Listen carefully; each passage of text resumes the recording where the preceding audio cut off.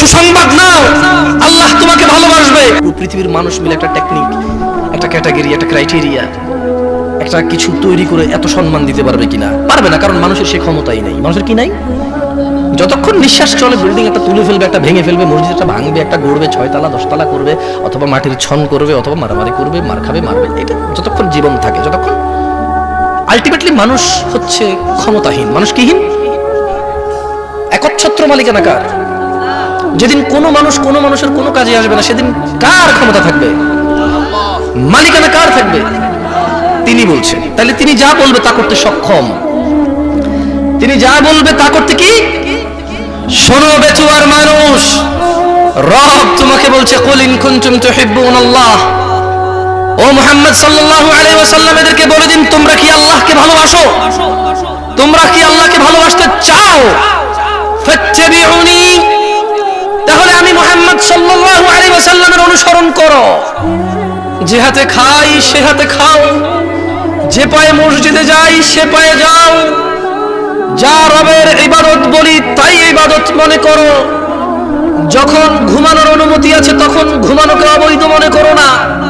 যখন স্ত্রী সহবাস করার অনুমতি আছে এটাকে অবৈধ মনে করো না। যখন আল্লাহ কোনো অকল্যাণের ঘোষণা দেয়নি কাউকে অকল্যাণ মনে করো না।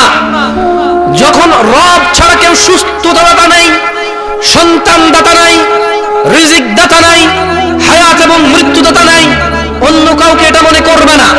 পৃথিবীতে কেউ মুশকিল কুশা নেই। শোনো মানুষ, যদি রবের ভালোবাসা পেতে চাও, যদি রবকে ভালোবাসতে চাও, তবে শোনো, ফাত্তাবিউনি, তাহলে আমি মুহাম্মদ সাল্লাল্লাহু আলাইহি ওয়াসাল্লামের অনুসরণ করো। যেভাবে নামাজ পড়েছি সেভাবে পড়ো, যেভাবে হজ করেছি সেভাবে করো। না, মানুষ দিয়ে মানুষকে যাচাই আর করা যাবে না। এই পৃথিবীতে কোরআন ও হাদিস কোনো বিলুপ্ত প্রাণী নয়, যা চিড়িয়াখানায় পাওয়া যায়। এই পৃথিবীতে কোরআন ও হাদিস প্রত্যেক মসজিদে অথবা লাইব্রেরিতে পাওয়া যায়। সময় এসেছে মানুষ নিজে যতটুকু পারো ততটুকু পড়ো, যতটুকু পারো না ততটুকু শেখো। মানুষ আর ফাঁকি দিও না নিজেকে। মানুষ নিজের আখিরাতকে আর নষ্ট করো না। তুমি সুসংবাদ নাও, আল্লাহ তোমাকে ভালোবাসবে যদি তুমি মুহাম্মদ সাল্লাল্লাহু আলাইহি ওয়াসাল্লামের অনুসরণ করো। তিনি বলেছেন, ইউহিব্বুকুমুল্লাহ, আল্লাহ নিজে তোমাদেরকে ভালোবাসবে। একটা মেয়ের ভালোবাসা পেতে সুদ, ঘুষ, হুন্ডা, মোবাইল, চশমা, বাবা মায়ের অবাধ্য, কত কি। একটা প্রভাবশালী মানুষের কাছের মানুষ হওয়ার জন্য কত কিছু স্যাক্রিফাইস করো, কত সমস্যা গোপন রাখো। না না, কোনো সমস্যা নেই, ঠিক আছে, না কোনো অসুবিধা নেই, আমি আছি। অথচ তোমার বাবা অসুস্থ, তুমি চাও না ওনাকে ভুল বোঝাতে। মানুষ তোমাকে কে ভালোবাসবে? কি করলে বলো তো? তোমরা ওয়াজ শোনো, বোঝো না কি? মাইকের সমস্যা? আমার কথা কি স্পষ্ট শোনা যায়? কোনো অসুবিধা হয়?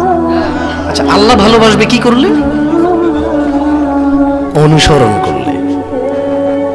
বলো তো তুমি 20টা সুন্নতের নাম বলা লাগবে না, কাজ বলো যেটা মানে এটা করা সুন্নাহ। যেমন ডান হাতে খাওয়া সুন্নাহ, ডান পায়ে মসজিদে প্রবেশ করা সুন্নাহ, বাম পায়ে টয়লেটে প্রবেশ করা সুন্নাহ, দাড়ি রাখা সুন্নাহ, টাকের উপর প্যান্ট কাপড় পরা সুন্নাহ এবং ওয়াজিব।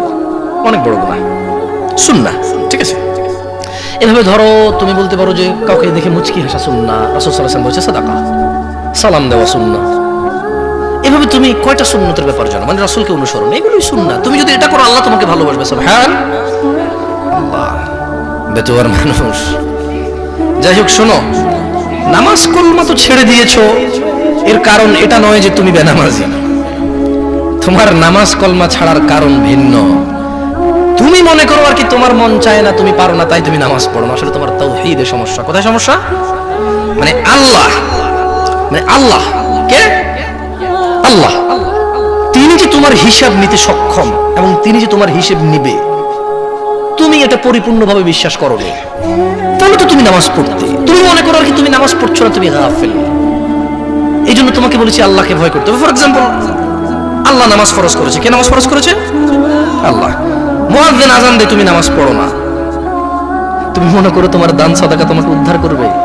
তোমাকে ভুল শিখিয়েছে।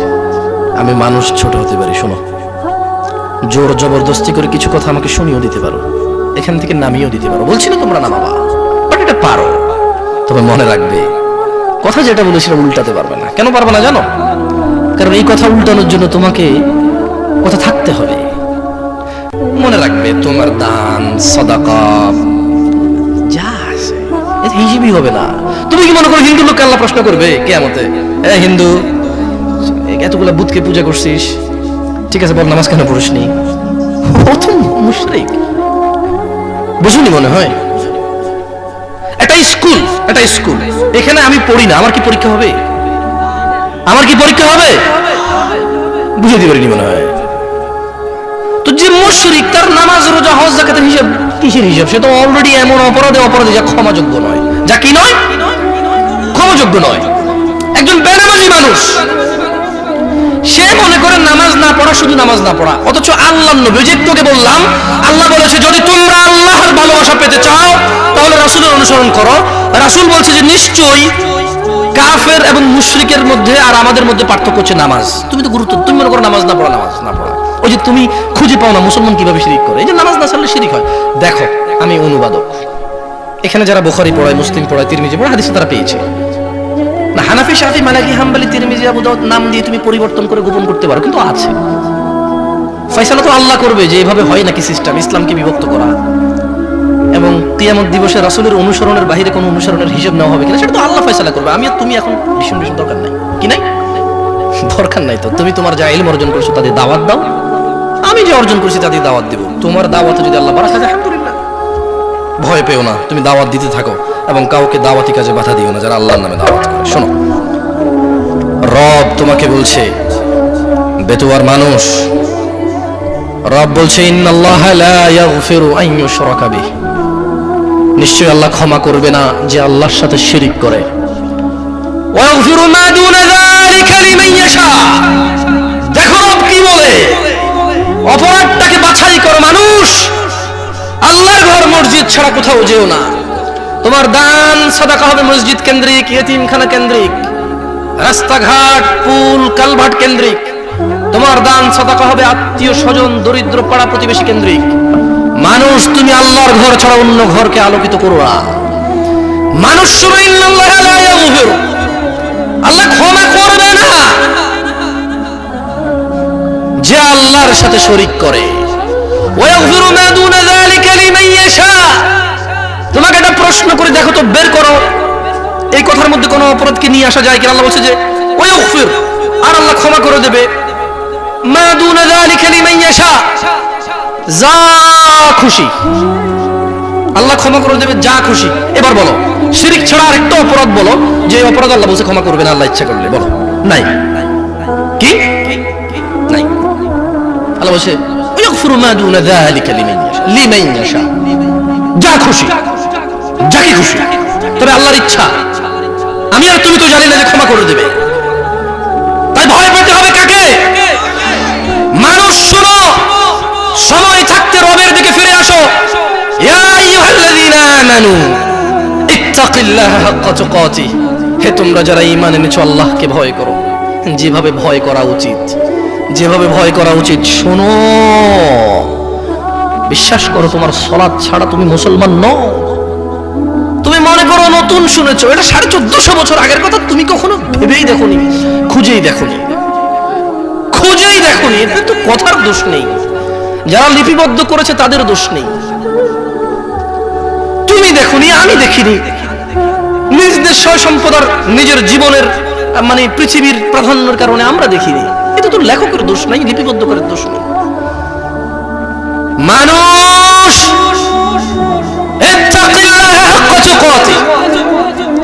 ভয় করো আল্লাহকে যেভাবে ভয় করা উচিত। কিভাবে তোমার সাহস হয়?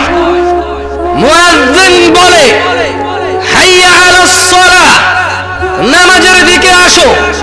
মুয়াজ্জিন কেন বলে? কারণ আল্লাহ বলেছে ইয়া আইয়ুহাল্লাযীনা আমানু আকিমিস সালাহ, হে তোমরা যারা ঈমান এনেছো নামাজ প্রতিষ্ঠিত করো। এবার মুয়াজ্জিন বলে হাইয়া আলাস সালাহ, কিভাবে তোমার বুকে এত সাহস হয়? ইত্তাকিল্লাহ ইয়া নাস, ইয়া মুসলিম, ইয়া মুমিন, ইত্তাকিল্লাহ হাক্কা তুকাতি, আল্লাহকে ভয় করো যেভাবে ভয় করা উচিত। তোমার হৃদয় কিভাবে এত সাহস পায়? রব তোমাকে সালাতে ডাকে, রব বলে যে সিজদা করো, তুমি এভাবে দাঁড়িয়ে থাকো সিগারেট হাতে নিয়ে, অথবা কোনো ক্যারামের বুটে, অথবা তোমার ড্রাইভিং সিটে, কোনো গেমসে, স্ত্রীর সাথে কথোপকথনে, টেলিভিশনের পর্দায়, অথবা কাজকর্মে, অথবা ড্রাইভিং এ, কিভাবে তুমি রবের সাথে তুমি এই অন্যায় করো? তোমার সাহস কিভাবে হয়?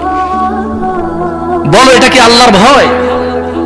এখানে যদি এখন মাননীয় প্রধানমন্ত্রী শেখ হাসিনা আসে আর বলে যে শোনো, এই এলাকার যত মানুষ এখানে এখন উপস্থিত হবে তারা সবাই বেশি না 2000 টাকা করে পাবে।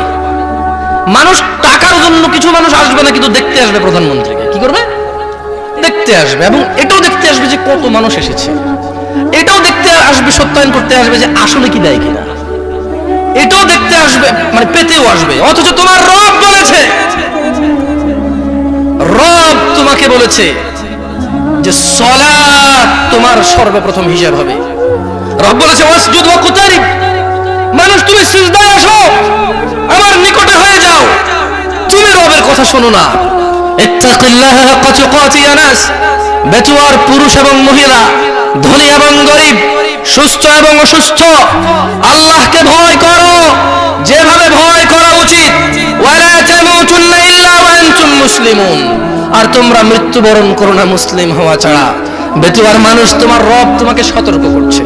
তোমার রব, যিনি তোমাকে সৃষ্টি করেছে তুচ্ছ পানি হতে, যিনি তোমাকে মায়ের পেটে দীর্ঘদিন একটা সময় অবকাশ দিয়ে একটা পানি থেকে রক্ত, মাংস, হাড্ডি, সুন্দরতম অবয়বে এই পৃথিবীতে প্রেরণ করেছে, যিনি তোমাকে, বেতুয়ার মানুষ, সেই রব তোমাকে বলছে যে রবকে ভয় করো।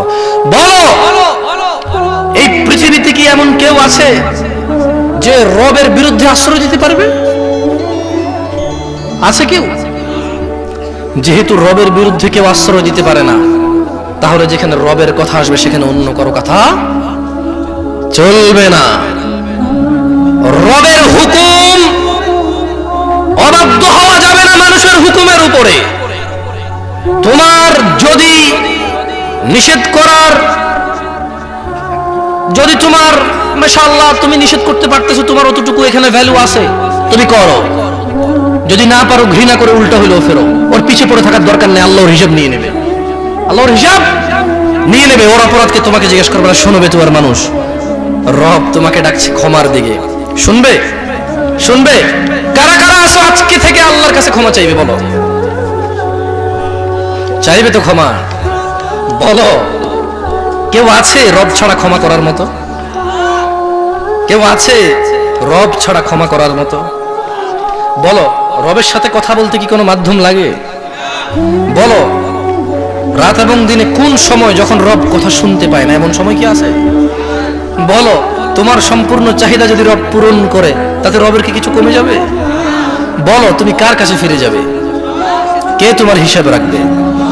রব যদি চায় তোমাকে ক্ষমা করতে পারে কিনা? কাকে ভালোবাসবে? কার কথা মানবে? ফাত্তাকুল্লাহ মাস্তাতা'তুম ইয়া নাস, মানুষ আল্লাহকে ভয় করো যতটুকু তোমাকে আল্লাহ সাধ্য দিয়েছে, সাধ্যর ভিতরে থেকে। আমি তো এটাই বলি, তোমরা ভুল বুঝো।